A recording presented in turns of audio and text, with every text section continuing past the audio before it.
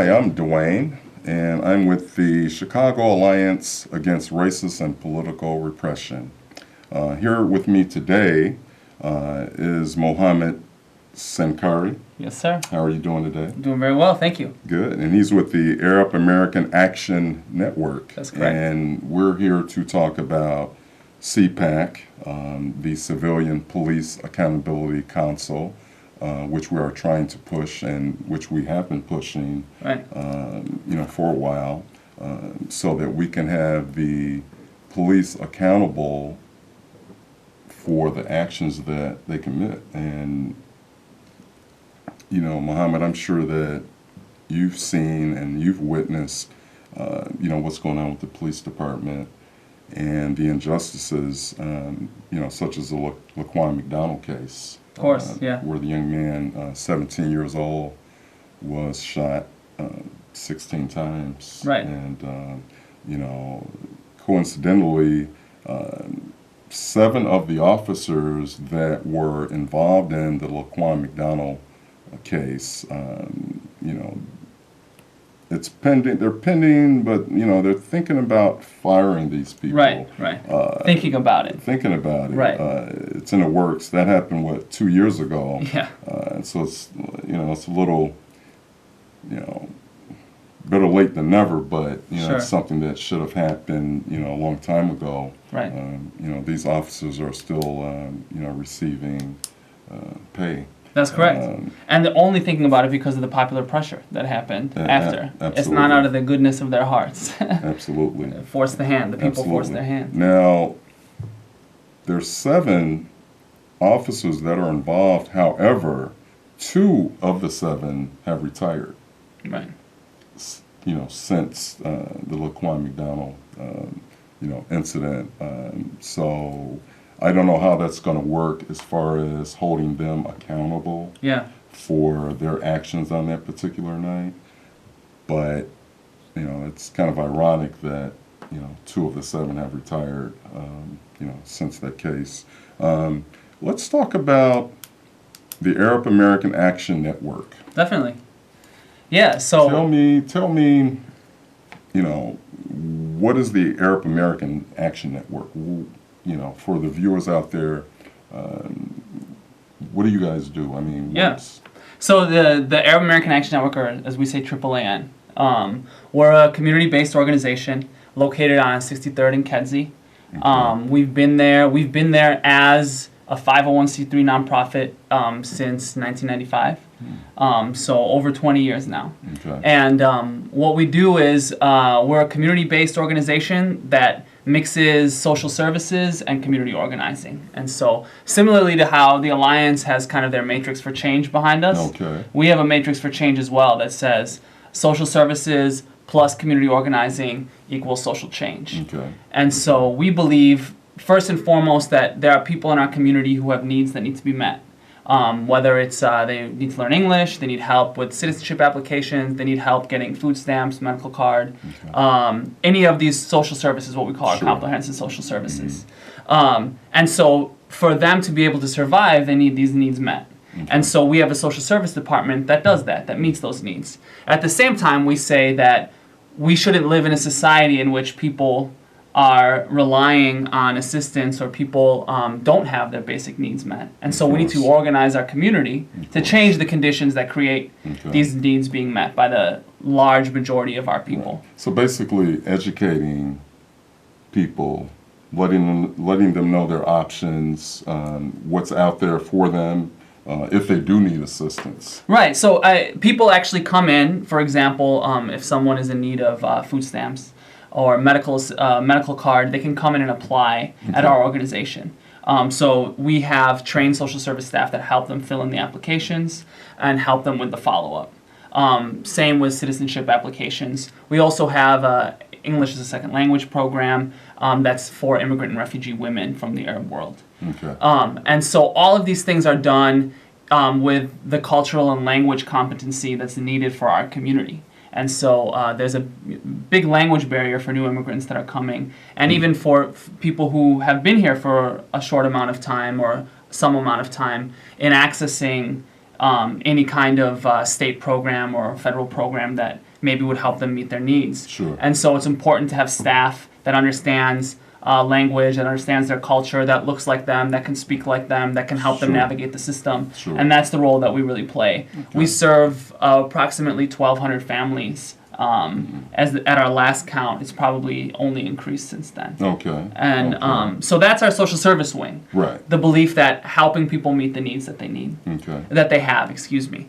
And then the second piece of it, though, is our organizing wing. And that's the wing that I work in. This is my favorite. My favorite part of the work. Okay. The groundwork. Yeah, Groundwork. exactly. Okay. And so we have 2 organizing programs, our Arab Women's Committee and our Youth Organizing Program. The Arab Women's Committee is made up of over 700 women who are immigrant and refugees from the Arab world, all around the Arab world, Palestine, Syria, Jordan, Yemen, across North Africa. Okay. Okay. And it's a safe space for Arab women in which they engage in education, personal development, as a way to then engage in political work. And so, for example, the work that we do around comprehensive immigration reform, or that we have done around comprehensive immigration reform, around language access in schools and in public aid offices and things like that, all come from the most affected people in our community, the immigrant and refugee women who are facing these barriers, right? Or their families who are facing these barriers as the heads of the household. And so that's in addition to them developing a safe space in which they can challenge issues of sexism, patriarchy, other kind of social issues that they face as well in their homes, and in society at large, of course. And so that's one wing of the organizing then, and that's led by our Associate Director, Rasmia O'Day. And the second wing of our organizing is our youth organizing program, and I'm one of the co-lead youth organizers. There's one other youth organizing staff person. And what we do is we have a base of about 200 predominantly Arab youth, but we also are open to Black and Latino youth as well. People of color. People of color. We don't have any kind of quota or anything based on race or nationality or religion, but because of geographic location and the populations we serve. Sure. And we have about a base of around 200 youth. So that's people ages really 13 to 19 that we work with. And these young people actually lead our political work around racial profiling and law enforcement accountability.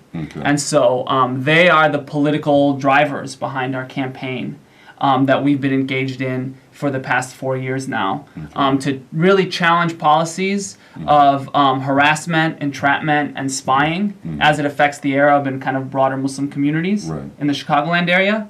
But then more importantly, as it connects to, as what we call the movement for Black Lives now, and Black Lives Matter. Yeah, Black Lives Matter, police crimes, and CPAC, if we want to bring it home locally.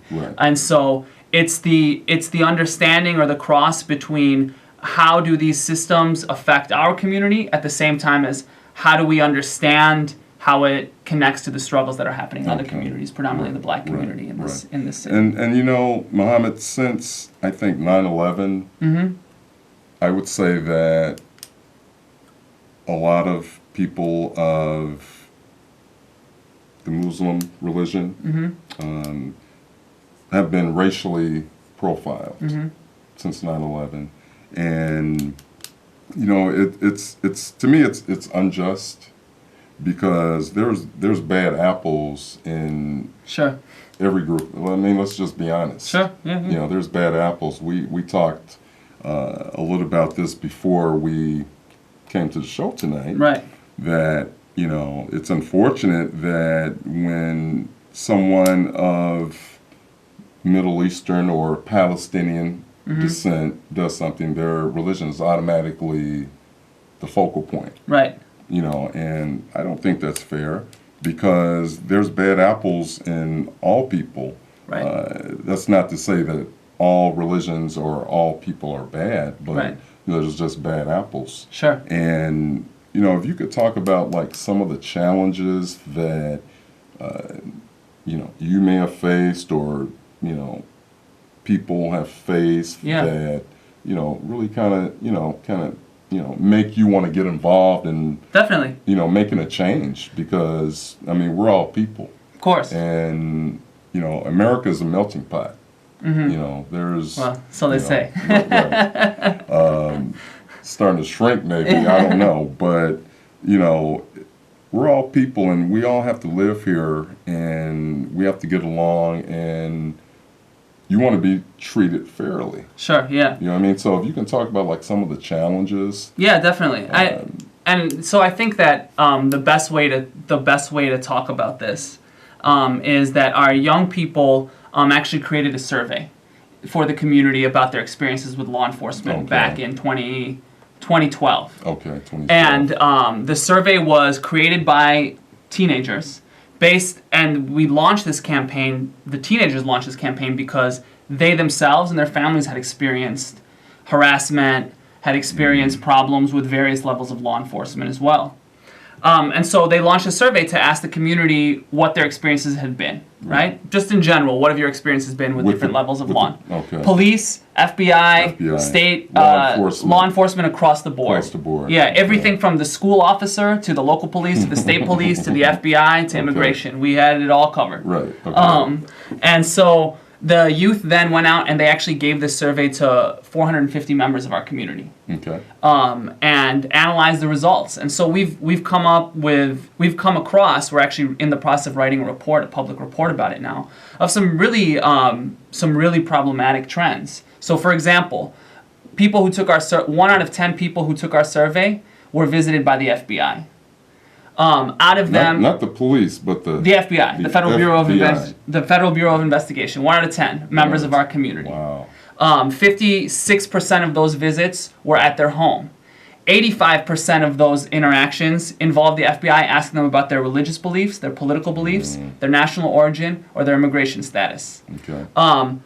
It was approximately 1 out of 3, so about 30, I believe it's 34% of community members in the city and 36% of community members in the surrounding suburbs report interactions with police, local police, suburban or Chicago police, in which they ask them about their immigration status, their political origin, their political beliefs, or their religious beliefs. Which is unfair. Right, and actually asking...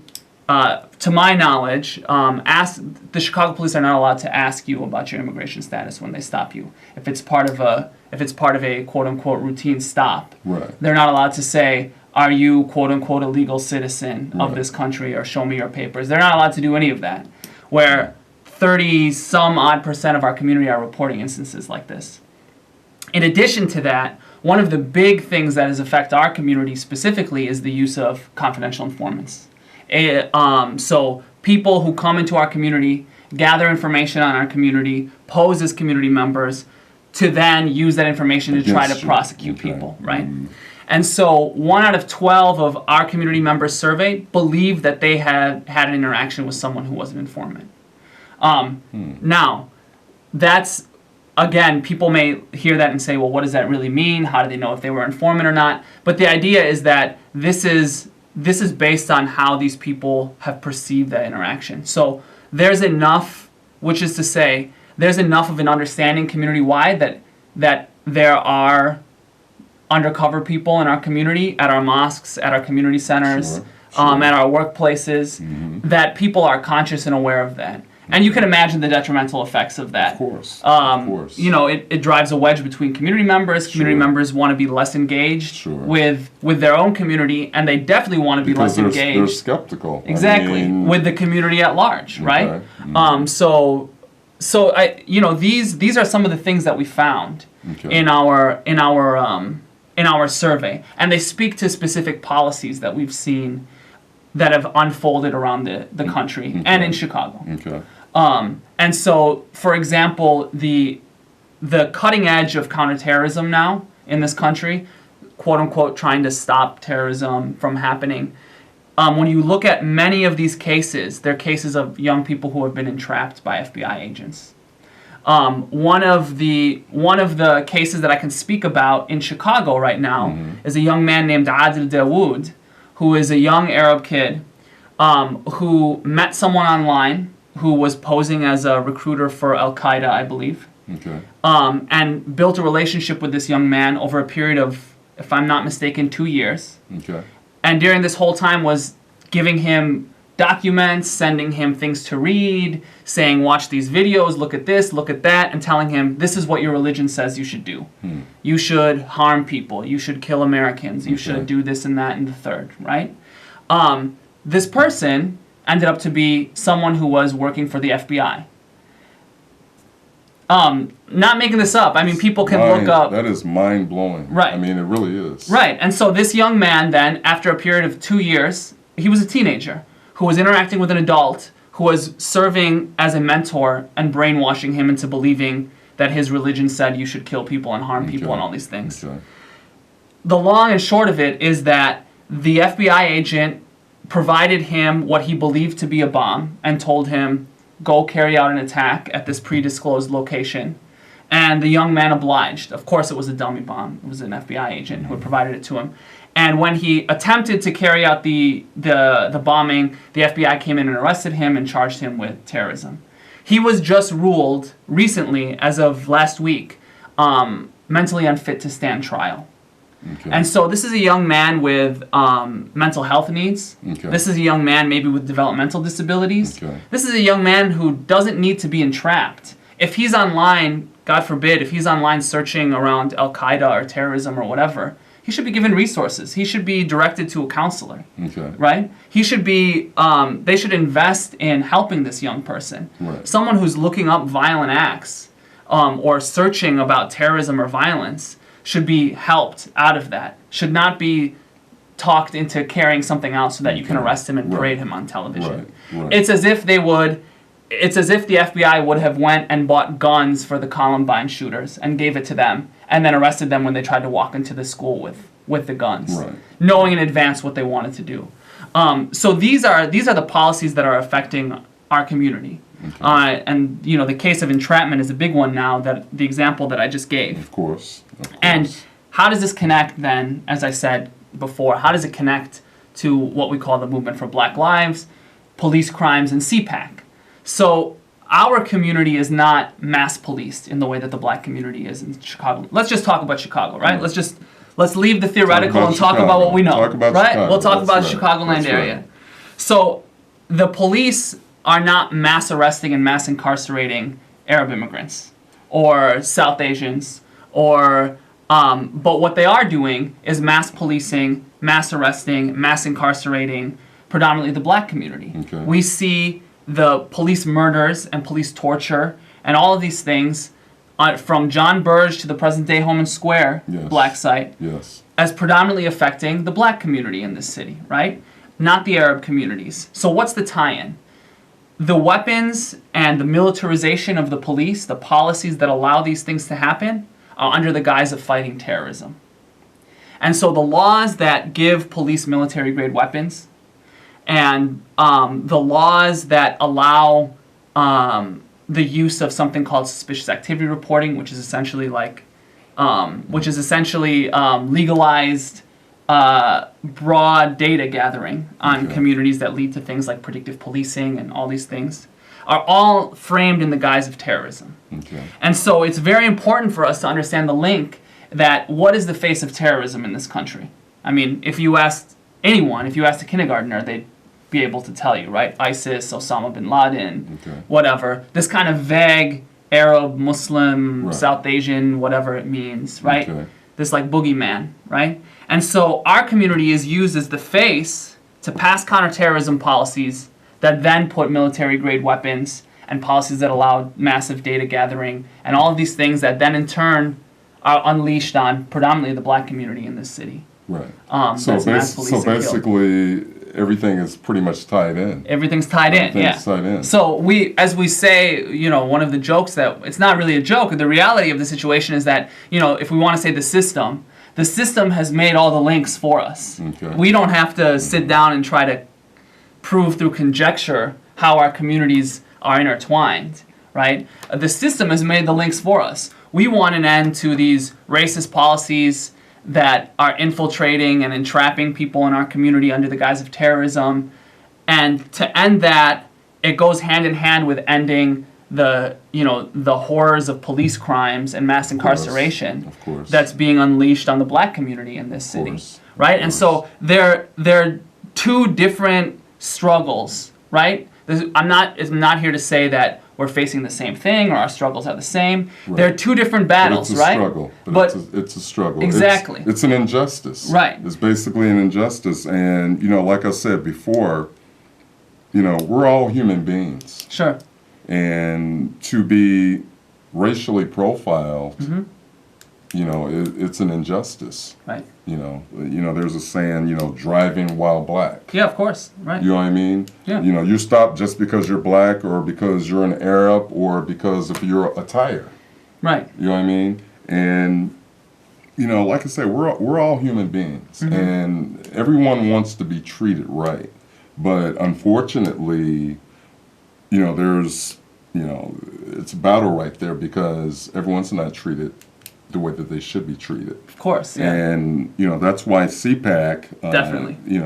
The Civilian Police Accountability Council, that's what we're trying to push. And right now, Mohammed, we're just about at 50,000, almost 50,000 signatures. Right. Our goal is 100,000. Yeah. And, we're just trying to get out there. We have tables set up all over the city on the south side, the west side, and we're trying to expand. Yeah. We also have a lot of, organizations, such as yours, that support, Right. What we're doing, trying to get this this bill passed. Yeah. So that the civilians can basically police the police, because right now, I'll go back to the Laquan McDonald. That was 2014, and it's been 2 years, and still nothing's really been done. Yeah. About There's it. still no justice. There's still no justice. Right. And just like with the families, when something like this happens, it changes your life. Of course. I mean, I can't imagine what it's like to lose your son. It's and the Or young your man, daughter in the case of Rukia Right. Boyd, or sister in the case of Rukia right. Boyd. He's 17 years old, and he lost his life.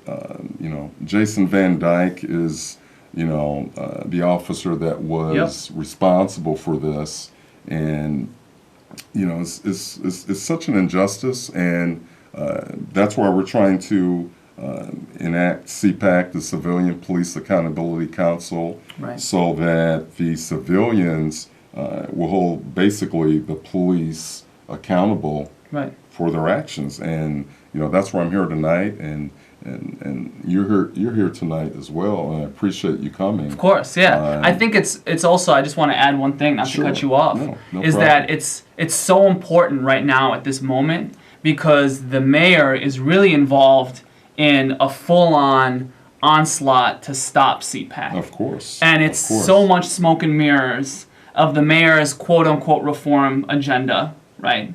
And it's so much smoke and mirrors about these other people who are putting forward these other reform agendas. But none of them are getting so-called. But none of them are getting to the heart of the issue, which is that who is in charge? Is it the people who are in charge? Is it truly democratic? Or are we simply reshuffling who's at the head and the mayor is deciding? Or are we giving someone who has absolutely no power, but is just an independent auditor, I think is the name. Okay. Are we just appointing an independent that's appointed by the mayor, Right. to oversee what's happening? Or are we saying, no, we're giving the people who are being policed the power to say, this is how our community should be run, and this is our vision for what this means. And that's what CPAC does. Of course. And absolutely. it's so important because we're at a moment in which CPAC has actually been introduced. Right. We're in a phase in which we Well, can win. if you look at all the cases, especially this year, Yeah. there have been so many cases of, not just in Chicago, we're talking about Chicago, but all over the country, where police have murdered and killed innocent people. Yeah. And, right now we just have to, that's why it's so important right now to get everybody involved. Right. Okay? Get everybody involved so that we need to let the mayor know that we need something to change, because with IMPRA, basically nothing's being done. It's just like, shuffling papers. Yep. I mean, Yeah. you know, and you know one of the higher officials is speaking as far as the Laquan McDonald, and the reason I'm really bringing this up is because you know, like I said before earlier in the show, seven officers are pending being fired. They have not been fired yet, Right. but it's, you know, it's in the works. Now, 2 of the 7 have retired. And I'm getting a pension now. So I don't know if they are going to be investigated or put on trial as the others, because they have, you know, just recently retired. So I don't know how that's going to work, but you know, it's just an injustice, and it's not like an injustice to me is an injustice. It doesn't matter what religion you are. Yeah, of it does course. not matter what color you are. Yeah. You know, it doesn't matter if, you know, how much money you make. I mean, injustice is an injustice. And that's why I'm glad you're here today, Mohammed, to, you know, talk about the struggles Yeah, you it's know, that my- your people face, and, you know, because, you know, like I said, I'll keep saying this. I mean, there's bad apples in, you Sure. know, in every race, every religion, or whatever you want to say or talk about. But, you know, to share the, you know, the good things about what people do, and, you know, because you're a human being, Yeah. you know, so. Yeah, I think the other thing too is, like, speaking again to the moment, is for folks who are viewing, really a great way that they could get involved is that there's a mass demonstration being called for on City Hall by the Alliance Of course. on the 14th. So that's September 14th, September 14th. at 10 o'clock in the morning, right at City Hall at 121 LaSalle, right? Yes. Yes. And that's, you know, again, to demand CPAC. Not course. the mayor's phony reforms, That's not right. these other phony reforms, but we want a civilian police accountability council. Controlled by civilians, all Absolutely. elected, not appointed by the mayor. And I think that, you know, hopefully those who are viewing will also join us in that. Absolutely. We will be there. We need everybody out there. And just to piggyback on what you're saying, we're having a Chicago Alliance 43rd anniversary Human Rights Awards dinner. The keynote speaker is Lennox Hines, and that's going to be on September 24th, 2016, and that starts at 5:30. So please come out and support us. And you know, once again, Mohammed, I appreciate your time. Definitely, for thank being you. here. It was really great to meet you today. Yeah, And, great to meet you as well. You know, it's a fight, and it's a struggle, and it's something that we have to do. Right, and we'll win in the end. That The is- power of the people always Yes, does. yes, yes. Definitely.